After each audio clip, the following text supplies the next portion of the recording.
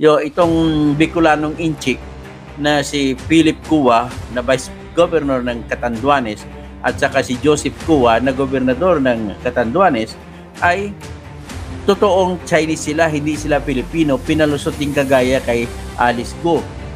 Ito ang Wow Trending. Isang nakakagulat na revelasyon ang isiniwalat ni Atty. Toto Kausing na ang gobernador ng Catanduanes at vice gobernador ay hindi daw ito mga Pilipino. Katulad din daw ito ng kaso ni Mayor Alice Go sa Bamban, Tarlac. Oh my God! Nais ni attorney na tignan din ang mga opisyal ng gobyerno na ito dahil hindi na daw ito maganda na ang dayuhan na ang mga namumuno sa Pilipinas sa kapihan. Sa live ni Senador Win Gatchalian, sinabi niya na as of now, merong 300 registered ng PSA na mga foreigner at 60 dito ay nakakuha pa ng Philippine passport. Iniimbestigahan na ito ng mga taga-PAOK sa ngayon. Nanawagan din si Atty. Toto Kausing sa mga taga-PAOK at nag-message na din daw siya sa spokesperson ng PAOK na si Dr. Winston Casio na rescuehin ang isang Chinese national na dinukot di umano ni Alice Go at dinala pa ito sa isa sa kanya mga safe house. Kasalukuyan daw na hino-hostage ngayon ang sinasabing Chinese na nagkautang daw kay Alice Go ng 700,000 pesos. Pinapatubos daw ito ng kanyang pamilya at kung hindi daw ito magbabayad ay papatayin daw ito ng mga tauhan ni Alice Go. Dati, isiniwalat ni Atty. Toto Kausing ang mga Chinese na nagkakaatraso kay Alice Go ay sinimento daw ito pagkatapos dalhin sa kanyang safe house para walang ebidensya. Ayon pa nga sa mga netizen na dapat nag-apply na lang sila ng citizenship na gusto niya maging Pilipino para legal, hindi katulad ng ginawa niya na pag-illegal ng birth certificate. Wala sa ayos, pinagtatawanan na tayo ng mga Chino, mawala ang saysay ng ating bayaning ninuno, nakakahiya na tayo sa buong mundo. Palagay ko, walang magagawa si Bongbong dyan pag may namatay daw sa kanalang daw gagalaw ang galing ng Pangulo. Kaya ito ang masasabi ni Atty. Toto Kausing. Panoorin natin ang kanyang revelasyon sa isang gobernador at vice gobernador ng Catanduanes. Life of a person who is identified to me a while ago, who was identified to me a while ago by my A1 informant as Lihai, a Chinese. Papatayin po siya ni Alice Go. Nadala na siya doon sa safe house nila doon sa Makati at nag-text na ako sa PAOK officers. Nag-text na ako kay Winston John Casio, kay Sir Kidato at saka kay General Gilbert Cruz na gawan lang ng paraan na ma-rescue yung si Lihai na nagkautang ng 700,000 pesos sa bingo. Natalo siya dyan kay Alice Go at nakaschedule na po siya papatayin. So anytime now, kung hindi daw siya makabayad ng 700 at pinapatubos siya sa kamag-anak ni Lihai. So ngayon, ito po ang ating pinapakita. At ito po sa ngayon, wala pong pinakamahalaga sa ngayon ng mga vlog ko, kundi ngayong vlog ko kasi dito po, this now involves the life or death of a person named Lihai, isang Chinese po, na nandoon na nilagay na siya sa safe house sa Makati ni Alice Go at papatayin na siya.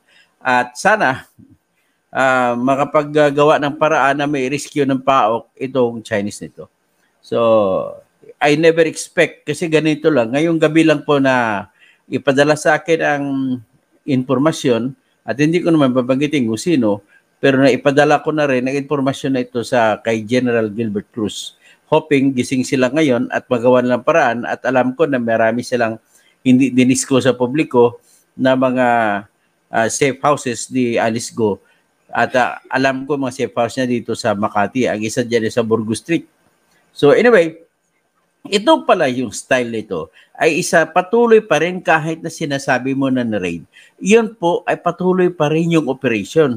Ito yung siguro yung tinutukoy ni Sir Winston John Casio na mga pocket-pocket, mga small scale na mga pogo. Lumipat-lipat, umuupa ng bahay at hinati-hati yung mga trabaho. So ito yung siguro tinatawag na mga parang small scale, sabihin natin small scale na mga pogo na mga tao dito nang galing din doon sa pogo na malaki bago ni raid. At tandaan niyo yung pogo na malaki nung ni raid ay nakabase sila sa search warrant na hawak nila na inisyu ng Branch 14 ng Malolos Regional Trial Court. Pero itong Malolos Regional Trial Court, bago pa makapasok ang PAOK kasama yung CIDG at mga staff, ay tinawagan na sila ng judge, ng tao ng judge sa RTC Branch 14, binabawi ang search warrant. At ang sinasabi ay may depekto, babawiin mo na. So, ibig sabihin, kahit na binawi niya, ay nakapag-isip pa rin, matatalino kasi sila ni General Gilbert Cruz. Produkto ito ng Philippine National Police Academy. So, nakapag-isip sila ni Giancasio at saka ni Kidato na tao niya na kung anong gagawin. So, nakapag-apply sila kagad-agad ng application, ng search warrant sa ibang korte. This time, dito sila sa Branch 45 ng San Fernando City RTC. At nabigyan din sila magkagad. Ang problema lang ay ang naabutan nila ay mga 187 katao na lamang. Noong umaga pa lang, alas 5 na madaling araw pa lang, na ipinresenta sa akin na CCTV, ay nilisan na, inibakwit na ang mga malaking volume ng Chinese mula sa Pogo dyan sa Porac at dinala na sa Boracay. So ngayon, ang Boracay, pero Boracay yun. Ngayon may connection niyang Porac na Pogo kaysa at saka sa Bamba na Pogo. Ngayon, itong sa Bamba na to, Pogo, ang mga tao dyan, iba-ibang mga palang ginamit, pero sa kanila pa rin yan.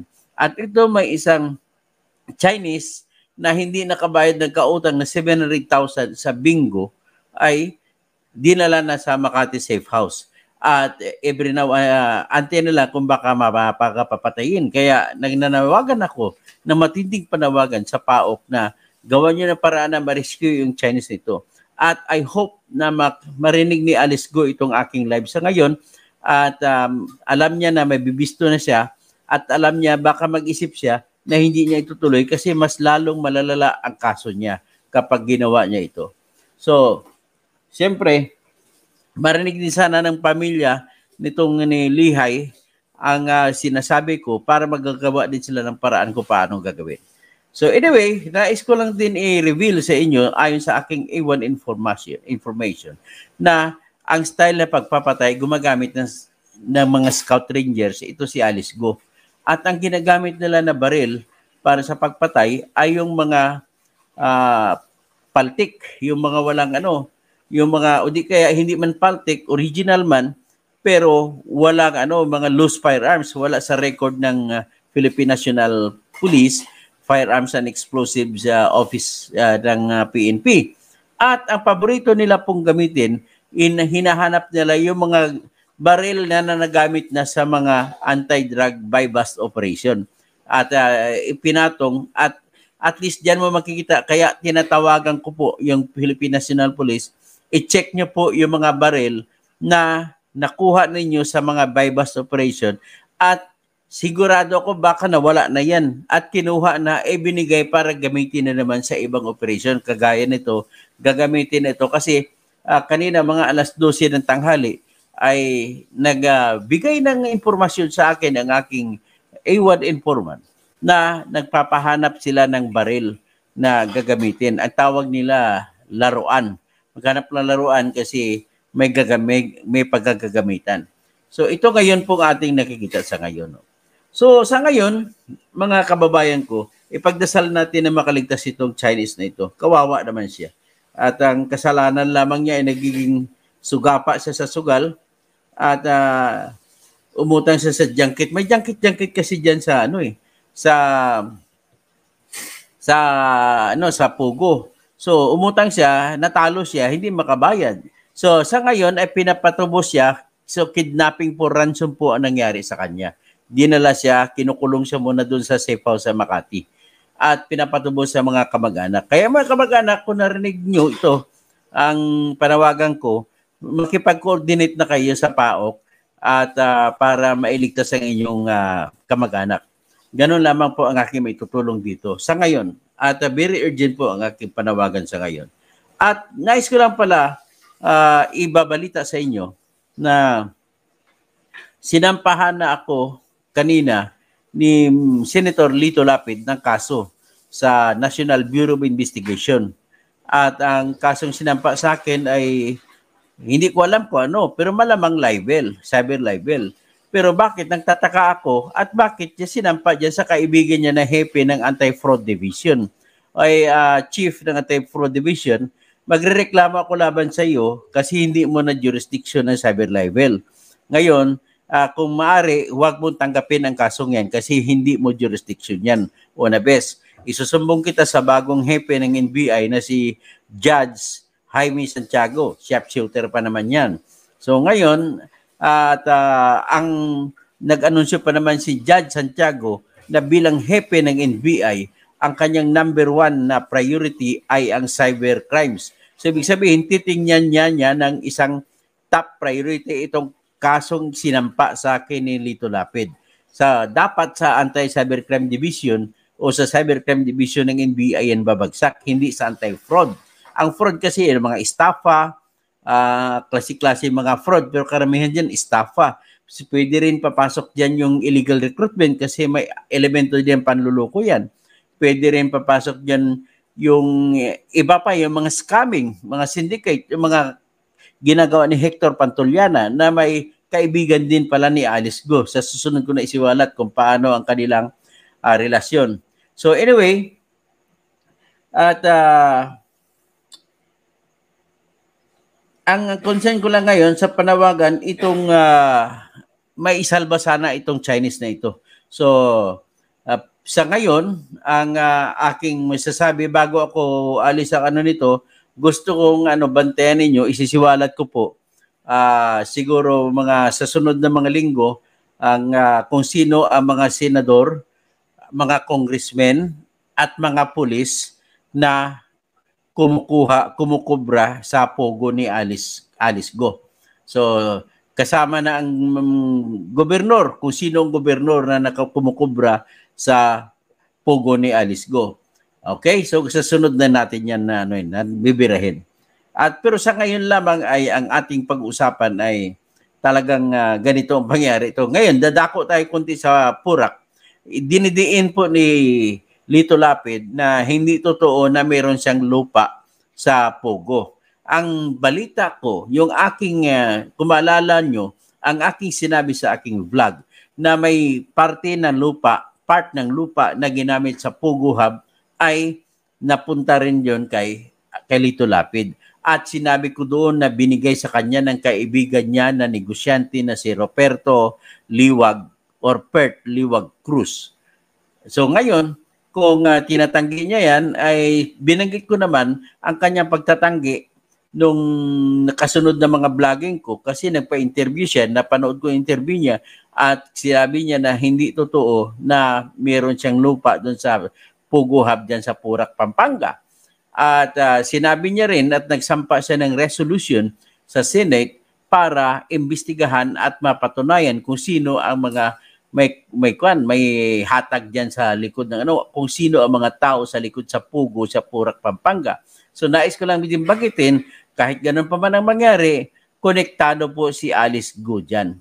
So ngayon, ang sigurado ko dyan ay yung Purak na Pampanga na Pugo ay hindi yan pupunta dyan at hindi mag-operate dyan kung hindi alam ni Mr. Bong Pineda na kilalang kilala po siya na waiting Lord, kilalang kilala rin siya sa pagiging isabong at kilalang kilala rin siya sa ibang mga bagay. Sa STL, hawak niyang STL dyan sa Pampanga. Ang alam ko po yung STL na ginagawa nila dyan sa Pampanga ni Mr. Bong Pineda ay hindi mananalo ang mga tao dyan. Pero kung matumal na at wala nang tataya ng mga Kapampangan, ay bigla na lang may pinapanalo sila. Pero alam na nila kung paano papalabasin na numero na nakabase sa steel. Siyempre sila rin na magbubulan yan. So binubula lang ang tao. Kung ano lang numero gusto na ilalabas, yan pong ilalabas nila. Kaya po sa bansa natin dito ay hindi na talaga uunlad kung ganito lagi ang mga politiko natin. Walang pinag-iba rin po yan na kinupo na lahat ng negosyo doon sa Catanduanes Province sa Bicol. Itong Bicolanong Inchik na si Philip Cua na Vice Governor ng Catanduanes at saka si Joseph Cua na Gobernador ng Catanduanes ay totoong Chinese sila, hindi sila Pilipino. Pinalusot din kagaya kay Alice Go. Kaya ang nangyari, nanalo pa sila na gobernador. Siyempre, control pa nila lahat ng negosyo dyan sa loob ng Catanduanes. Ngayon, binuhusan po do yan ng pera ng China.